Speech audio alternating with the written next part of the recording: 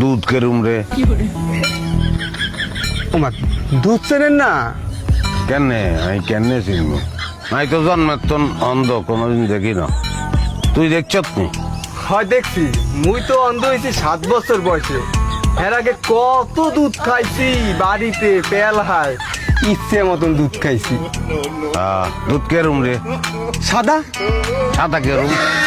সাদা হইছে, ওই সাদাটা রং। কেরুম কেরুম রং?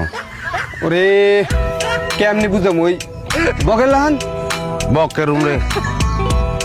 বক বক কি দিয়ে বুঝাম আল্লাহ। বক এই এইরকম।